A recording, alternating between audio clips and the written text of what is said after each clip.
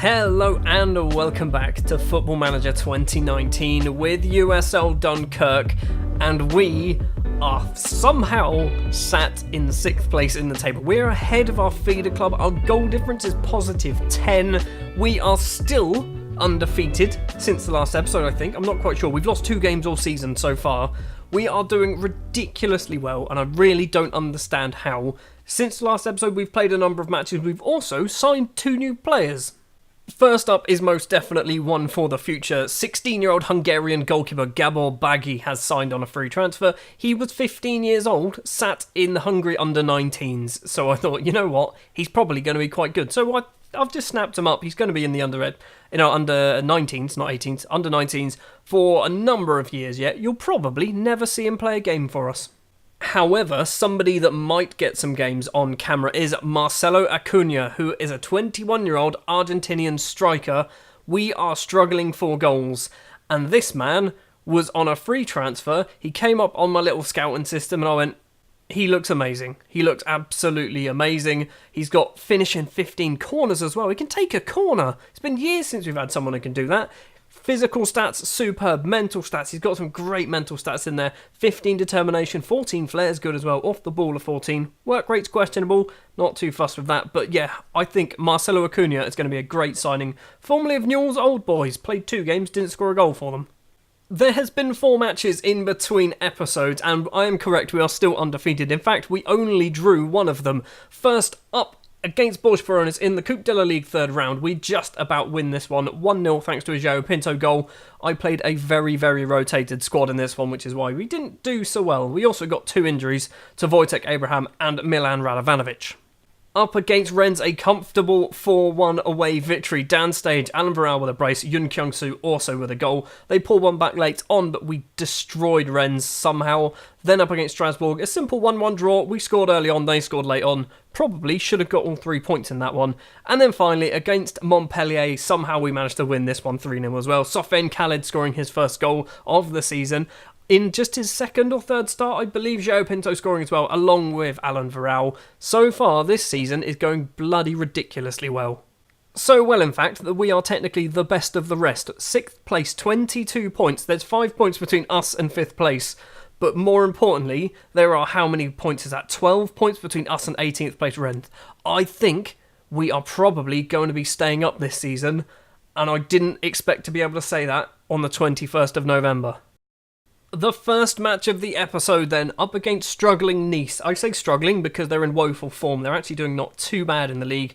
Down in 11th place. I say down in 11th place. Like, we're expected to be up in 6th place.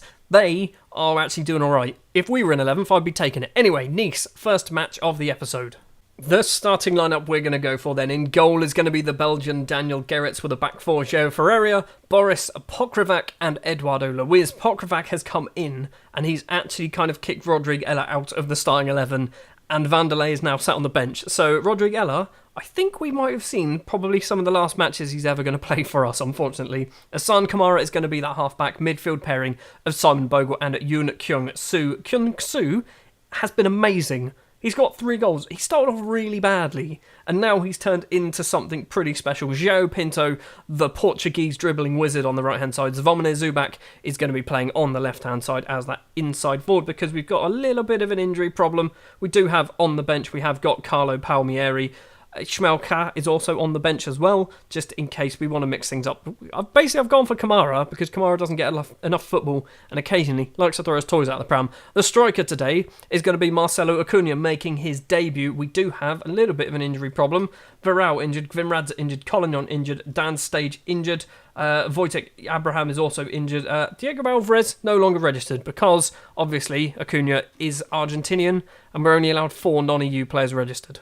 A 4-4-2 for Nice. They are actually quite a good side, aren't they? Who's this man? This man's name rings a bell. Alain Meyer. I don't know why his name rings a bell. Formerly of Saint Etienne. He's only just signed for Nice by the looks of it.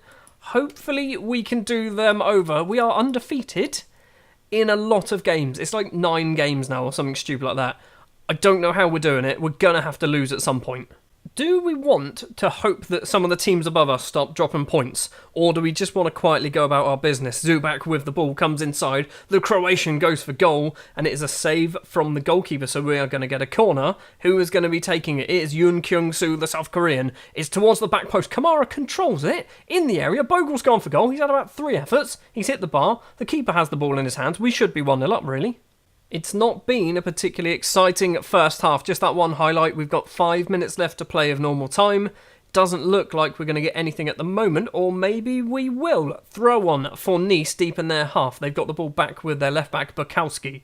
Forward to Cognac, or probably Cognac, or something like that, isn't it? Bukowski, Cognac once again. Bukowski keeps getting a lot of the ball, tries to find their striker, can't manage to do it. Thomas Partey, though, collects on the halfway line. Lan is one-on-one with the keeper, tries to chip it over Gerrits, and Gerrits is wise to the striker's attempts. Gerrits can smash the ball over the halfway line. It's headed back towards us. It is half-time. It is 0-0. It's been fairly dull. No changes at half-time. We're sticking with this. I'm thinking at some point we probably need to change Pinto. He's on a 6.6. He's not doing particularly well. 6.5 now. Pinto will be coming off at some point. Throw on for Eduardo Luiz to Hassan Kamara. Inside, can't find a player, and Thomas Partey can clear it. Now Lan with the ball on the left-hand side. He's got 2 unmarked players in the box, and what a flipping spectacular tackle that is from Pokravac. It's a penalty. How was that a penalty? He clearly got the ball. It is Lan up against Gerrits. Lan goes for goal into the back of the net. We are 1-0 down against Nice. I don't think that was a penalty. I think Pokravac made a wonderful tackle. Right, we need to give him show some passion. Maybe we need to take off Pinto now. Pinto is going to be coming off for Palmieri. And maybe Acuna for Ali. Also, that's going to be 2 subs. We've still got a little bit of time to get an equaliser. Nothing's happening. Literally nothing is going on. We've seen like 3 highlights all match. Cheeky demand more, see if anyone pays attention. We're doing alright. We're not doing spectacular, we're not doing awful. We are just going to go into the final few minutes, aren't we? Kamara for Ismail Sarr as the final substitution. And it looks like we are going to lose our first game in a very long time. But luckily for us, teams in and around us haven't picked up points either. So we are staying in 6th place in the table. It's still in the Europa League spot. Let's just end the season here and finish in 6th. So luckily for us, the teams around us didn't pick up too many points. Obviously, Nice have flown all the way up to 8th place thanks to their victory against us. Nantes picking up a point against PSG. Well done. You now join that illustrious list of teams that have drawn with PSG this season. We're still in 6th place. St Etienne also didn't pick up any points because they lost to Montpellier. Awesome. 11 matches in a row without losing. 11. Yes, most of those 11 were actually draws, but there were 4 victories against Montpellier, Rennes, Dijon and Nîmes. I'm happy with that. Big news, we're getting a new contract. They're offering me a huge amount of money as well. 10 grand a week? I mean, we'll drop it down to 10, because I think any more is a bit excessive. Stick another year on it, see what they say. Okay, fine. 3 years, 10 grand a week. I am very happy with that. What am I currently on? Currently, I'm on 5,250. We're not going to take that. We're going to double it. We're going to double it to 10. Match number 2 then, up against 4th place Marseille. In charge is Ståle Solbakken. This is not going to be an easy match. The match against Nice was also not an easy match. I'm expecting us to lose this one. However, we are at home. We do play very well at home. We do seem to win games at home. Although, hold on, no, we won some games away. We're actually we're a really good football team. That's what it is. It's going to be a sellout, as it always is a sellout, because there's only 5,000 tickets. The starting lineup we're going to go for then is a little bit changed, but not massively. In goal is going to be Gerrits. The back 4 remains the same with Ferreira, Boris, Pokravac and Eduardo Luiz. Ismail Ka comes in for Hassan Kamara, partially because he's got a lovely little green line between him and Yoon Kyung-soo, who's going to be partnered in midfield alongside the Algerian Sofiane Khalid. João Pinto is going to be the winger on the right-hand side. Zvomir Zubak will keep his position as the inside forward on the left, with Ali going to lead the line today. I really need another left winger, because all of our left wingers, Varane currently injured. There was another one as well who's currently injured, who's not very good. I guess we could play Acuna there, possibly. I don't want to. No, who's our normal left winger? It is Varane, isn't it? Alan Varal's the normal left winger, and then we do have a backup who I think might be injured.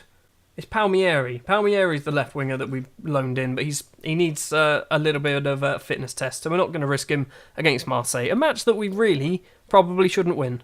I genuinely think we're missing Varane and Collignon in this team. Those two players seem to tie everything together when we play. Having the Portuguese connection on the right-hand side is handy, Ferreira and Pinto. But Pinto, he's one of those players, much like downstage, he's hot and cold. Sometimes he's amazing. Other times he's pretty poor, like the last match. Marseille are going to have a very good team, aren't they? I didn't actually look to see who they had, but the first highlight is carrying on. No, it isn't carrying on. Okay, they've got Yerry Mina in defence. He's pretty good. Zinchenko, he's also pretty good. They've got a good team, don't they? 25 minutes on the clock. There's not been a single shot at all in this game, let alone a highlight. It looks like it's going to be a pretty boring 0-0 against Marseille with 10 minutes left to play the first half now. I have never seen that. I have never ever seen a match in Football Manager to go at half-time with 0 shots each.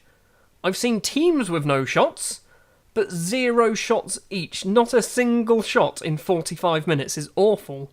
I'm going to give them an aggressive team talk. I'm far from pleased. Lots of players doing really badly. Zubak is going to be coming off. Who have we got on the bench? Lujbisa Kojic. Lujbisa Kojic can play as an inside... He can't play as an inside forward at all, but he is a right-footed player on the left-hand side. Let's see how well Lujbisa does. He should be alright.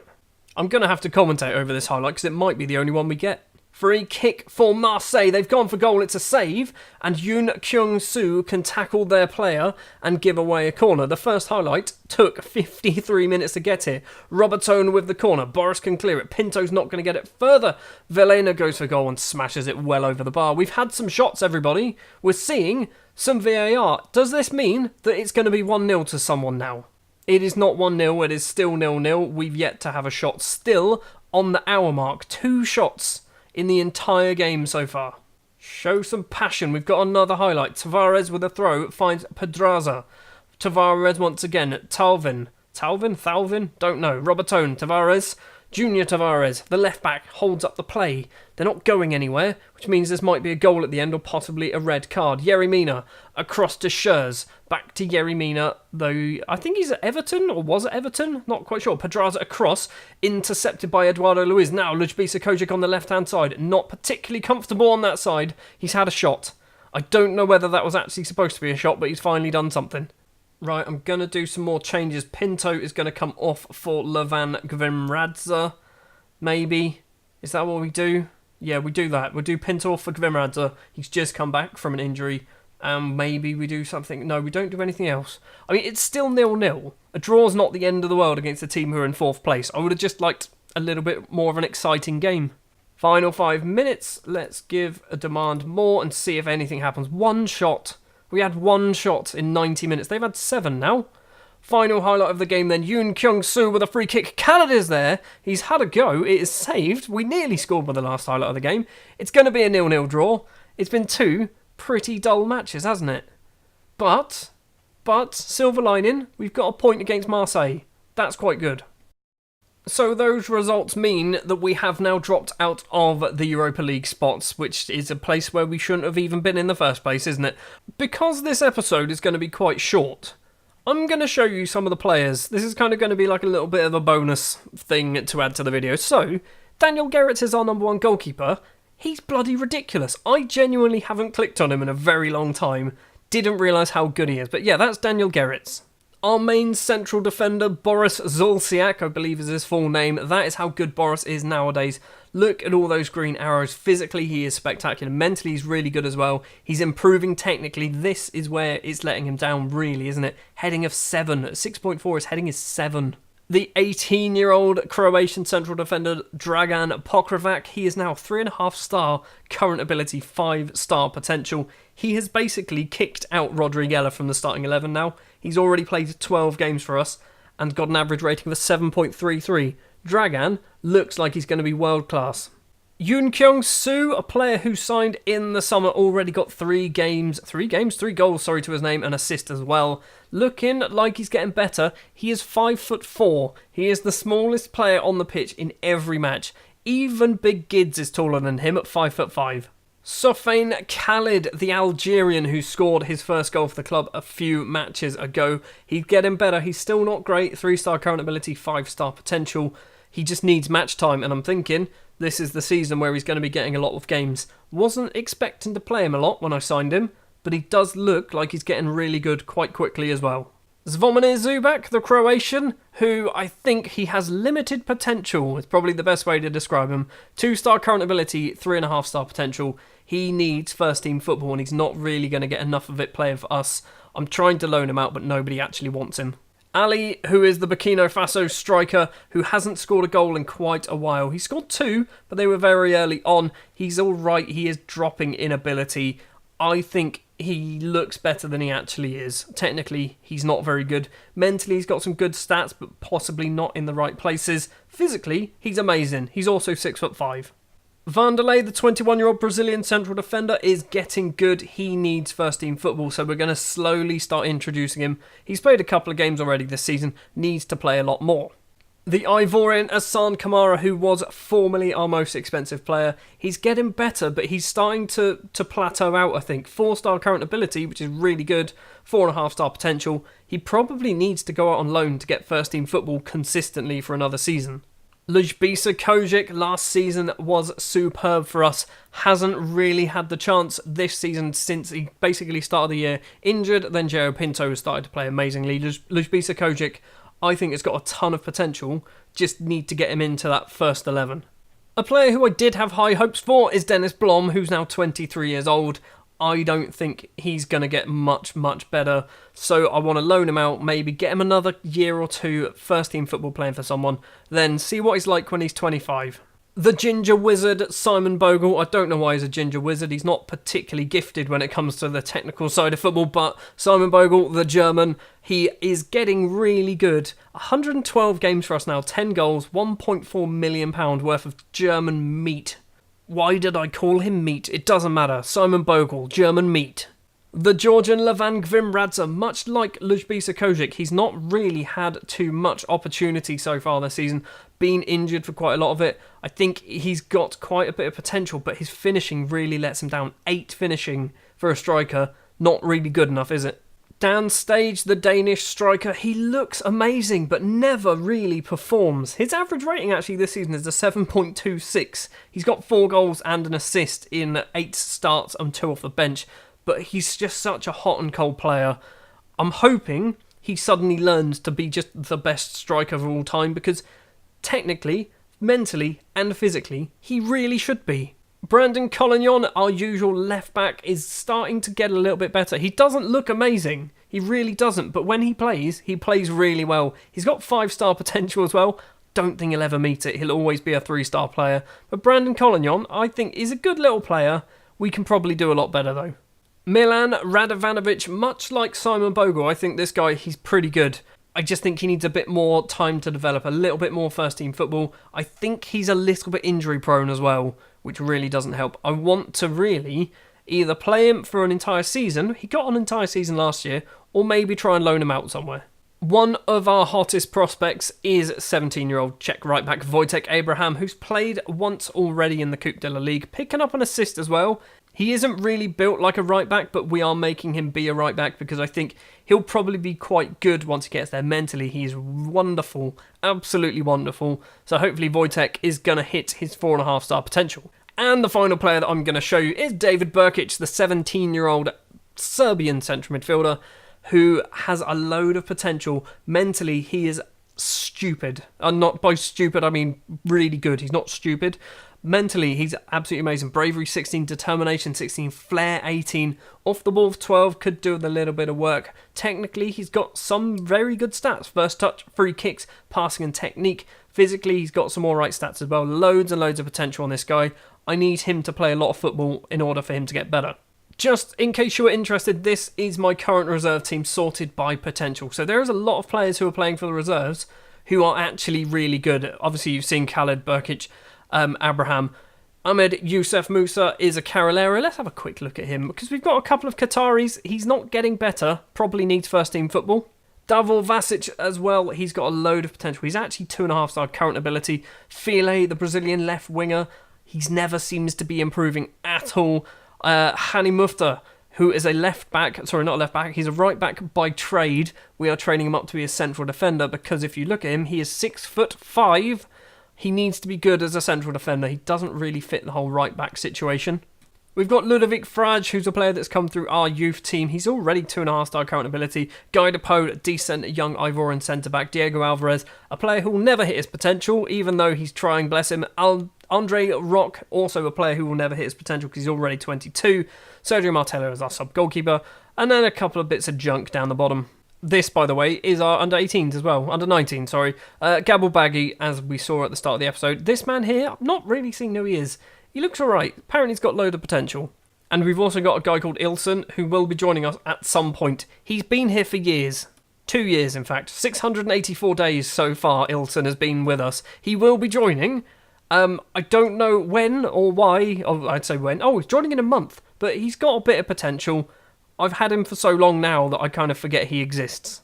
So yeah, that was just a quick rundown of some of the players. If we jump back to the first team, you can see the whole first team.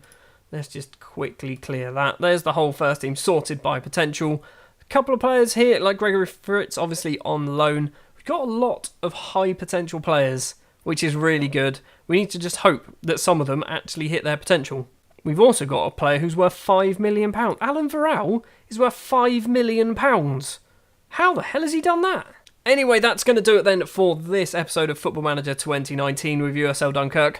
Apologies if it was a bit of a weird one. Not the most exciting when it comes to matches, but hopefully having a look at some of the players, the youth players as well, has kind of made up for the pretty poor match. Tell me in the comments who you think one of our best players are, because I've got some opinions who I think the best players are.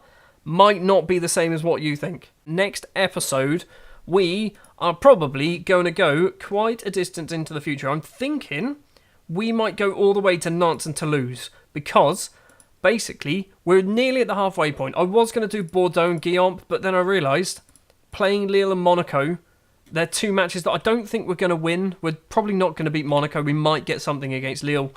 And then we're just showing these for the sake of showing them. So instead what we're going to do, we're going to go all the way through to Nantes and Toulouse. So there's going to be a huge gap in between episodes where we're going to have some matches. The transfer window is going to open and close. And then we're going to return for Nantes and Toulouse. Thank you very much for watching. If you did enjoy, if you wouldn't mind leaving a like. If you want to see more, hit the subscribe button. And I'll be back next time in February once the transfer window is open and closed.